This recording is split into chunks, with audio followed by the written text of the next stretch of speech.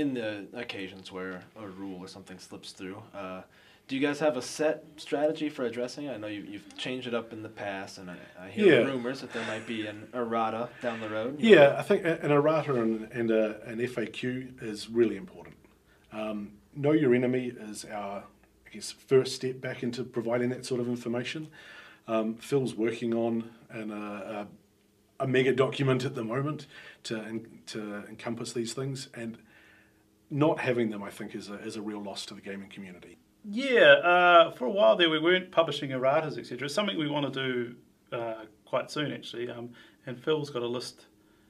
Phil's just finishing off the Vietnam book at the moment. So after that, one of his things he wants to do is sit down and do basically a frequently asked questions, and just look at the obvious mistakes and point them out and say what they should be, and just look at some of the rule interpretations out there and say, look, this is actually how it works. Because sometimes people's interpretations of rules without any guidance is somewhat unusual. Yeah. I'm not interested in typos and things like that. Okay. If the rule works, then yes, I left out an or an apostrophe or something, who cares? We'll catch that later. So the stuff that's most important is the things where the interpretation could be read this way or that way. And just saying, how should somebody says, should this be operated this way or should it be operated this way? Be the question, and the answer is, it should be done this way for this reason. So there'll be a lot of that stuff, just helping people understand what we were thinking, so that when they read the rule and go, I'm still not sure that I know whether I'm supposed to do this or this, they'll get a nice, clear, concise answer. Sure. It's an evolving game, and that's the thing about miniature games, is that there's always something comes up, and especially one that we have so many releases that come out. I think that there is definitely a call for an errata, a living document that can say, well, actually, the way this incorporated or the way this interacts with other units wasn't necessarily anticipated. So this is here's some data on that. We've missed a comma here, which actually changes the word for the or that kind of stuff. Those things absolutely do need to be taken care of and kept up to date, because otherwise it causes more problems than ever.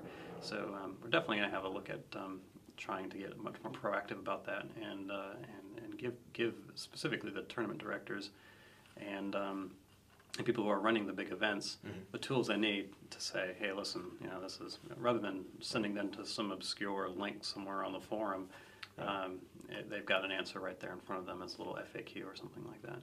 The things where there are rules that don't work, and 99% of people say, oh, that rule doesn't work, it's clearly broken, are not cases of that in our opinion. And they'll be handled quite happily by the question and answer. They work the way we expect them to work, and here's why. And you may not agree with our decision as to how to handle this thing, but it's not a problem. I think it's just a part of trying to almost like keep an open dialogue with the players about what they possibly want to know from us about particular books, etc. Yeah. I think feedback is always good, and that sounds a bit blasé, I guess, but it's true. You want to hear back from people, whether it's good or bad. At least then you know that people are playing the game and they've got some opinions or thoughts about it. At least they care enough to tell you.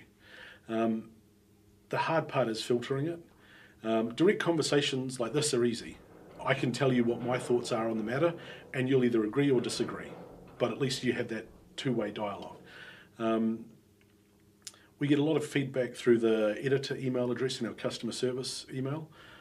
Depending on what that is, that'll either end up coming to me or Pete and JP, or going through to the writers. The hard one's always going to be the forums. It's very easy for your thoughts to get drowned out by a mass of people with a counter argument, I guess.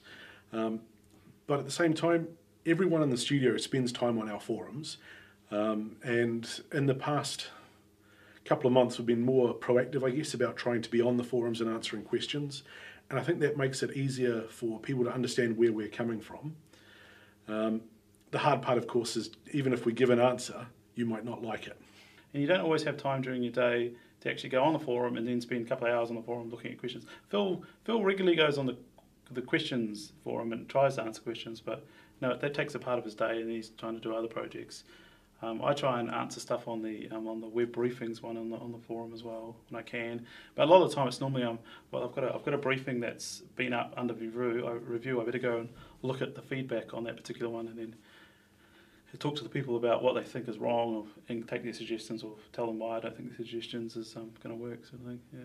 I think as time goes on, you'll see more of the guys, especially Wayne and Mike and Phil, on there, and that's probably just a good thing for everyone.